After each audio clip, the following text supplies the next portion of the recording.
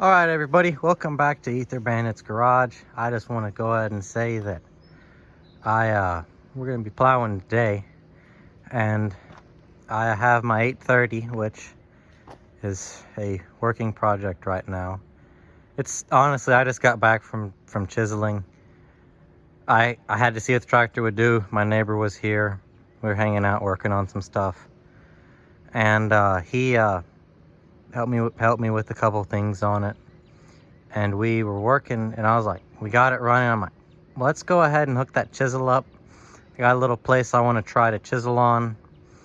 And so we did. Went down there.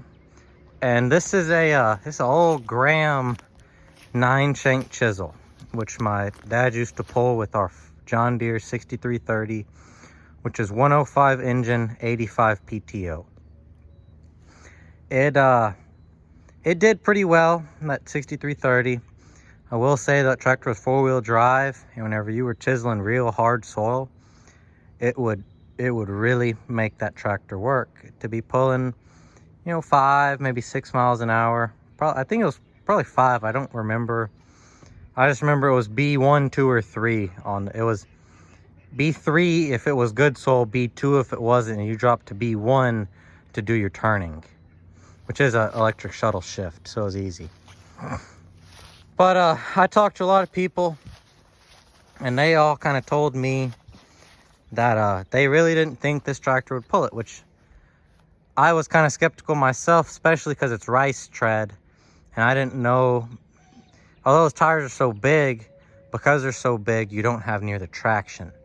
That was for doing in muddy fields where you had to have them because those skinny tires would get stuck. But this is a 9-shank Graham. I don't know what year it is. You can see the plate and it's stuck.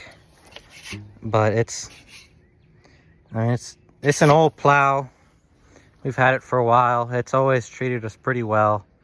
Done a really good job.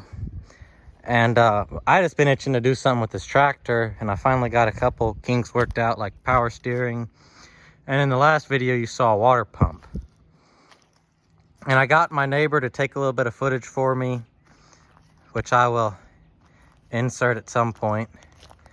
And tractor, I wanted to pull about 5 miles an hour. And that soil I was in, we call it the slough, because whenever it rains, it holds water quite well. And the cows walk on it, it gets rough.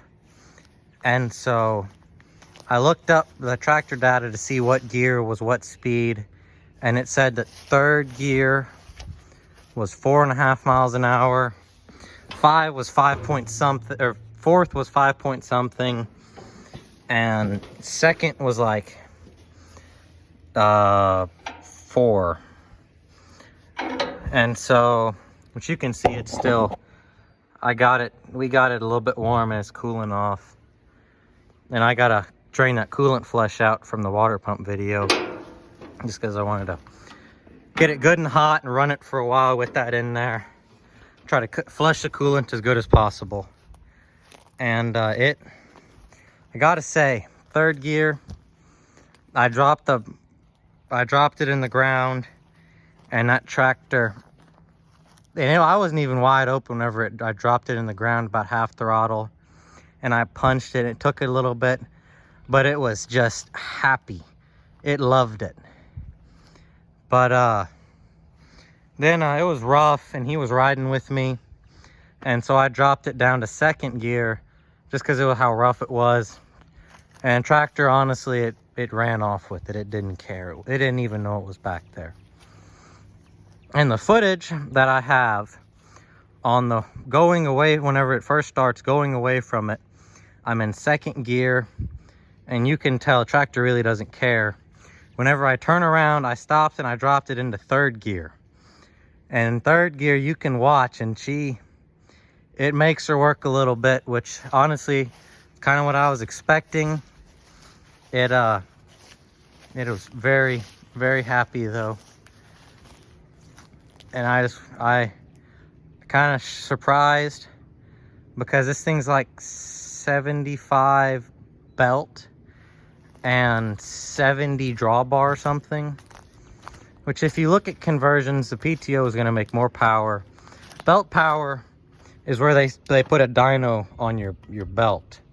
Which I don't understand why. This is a 59. I don't understand why they didn't test it with the PTO. Because that's honestly the number I look at nowadays. Because on the new ones, they all want to put engine horsepower because that's the biggest one. Grand scheme of things, that number really doesn't matter. And so I was always assuming this was about 80 PTO. I would love to stick it on a dyno if somebody has one. Put it in the doobly-doo below. I would really love to put this one on the dyno. And I have a couple other tractors that I got to show y'all that I also would really like to put on a PTO dyno. Just see what they can do. Like, I have a Farmall H that pretty much I rebuilt it my senior year of high school. And I've ran it a little bit, but I've never ran it long enough to really break that motor in, because it has domed pistons on it, so it's higher compression. And I have a Allis-Chalmers all crop that you'll probably see one day on the channel, and I have some oats planted, and so hopefully one day I will have a video up of me harvesting that oats with either this tractor, just because this is currently the favorite one I own, but I'll probably have this one there, my buddy's John Deere 50 that we're probably, if it's working good and not fighting with us, we're probably going to swap tractors around, just so that way each one of us can have some fun on our own. Like, I'll probably have this 830 out there. I don't even know why, because 830 will not care about that little, it has like a 6-foot cutter bar on it. And so it's gonna walk off with it. But I have like a John Deere B. I bought a little grain cart at an auction that they took like the grain tank from an Allis-Chalmers 60 model pull type combine like I have, and they extended it and made it into a grain cart. And so I have a little unstyled B, which is in there, needing some head work done, which the head's supposed to be done. It was supposed to be done today. So I'm gonna call them next week and see if it's done. Hopefully I can go get that and make a video on putting a cylinder head on a unstyled B, just because I think it'd be cool. I recently started making this YouTube channel, and I should have videoed converting this tractor to have dual rear remotes, because I have a parts tractor that had them, and I wanted them because it's big enough that I could pull a batwing shredder with it, like a 15-foot shredder, and you have to have 2 remotes, one to fold the wings up and the other one to lift it up and down. And so I kind of think that the PTO clutches are gonna be gone whenever I do that, because my fear is that some gear oil got into that housing, and they say whenever that happens that it wrecks those clutches whenever you put any kind of a load on them. But I really don't. I mean, if it comes to that, I'll rebuild it. I'm not worried about it. That's just life. The water pump did fight me a little bit. It wanted to leak, but my neighbor was helping me level the ceiling surface and polish it out. I took most of the material down with the flap wheel on an angle grinder, and then he filed it smooth, and then went 220, 400, 600, and 1,000. And it was almost a mirror finish. I should have gotten footage, but he was here, and I really didn't want to shove a camera down his throat. I just trying not to be, I don't know. I'm going to get him on video one of these days, because he has a 68 Ford F350. I'm probably going to help him put a motor in, because I went to a junkyard with him today, try to find one. But yeah, I couldn't believe how the tractor pulled this 9 shank. I don't think it would be able to pull an 11 though. This was about all it wanted to handle, which a general rule of thumb for chisels is that you want a horsepower to every or you want 8 horsepower to every 1 shank, 8 or 9.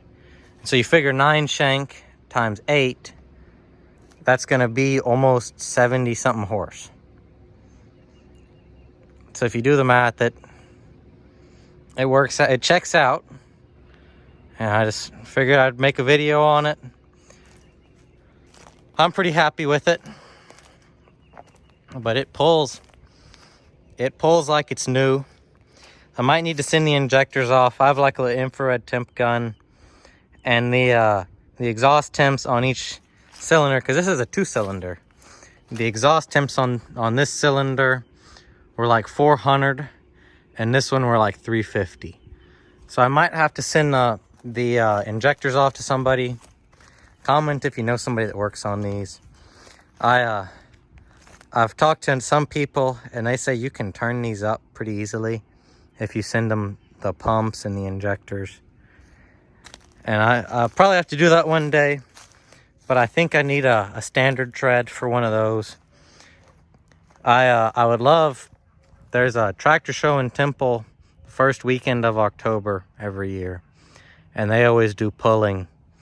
And I'm happy I finally have a tractor I feel is worthy of hooking to that sled, because this one, I guarantee you it'd pull pretty good.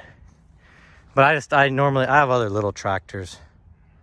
Like my unstalled B, I have a set of mounted planters I'm gonna put on it. We have just a couple other things to play with. So I will try to keep the content coming. Enjoy the footage. Y'all don't have too much fun.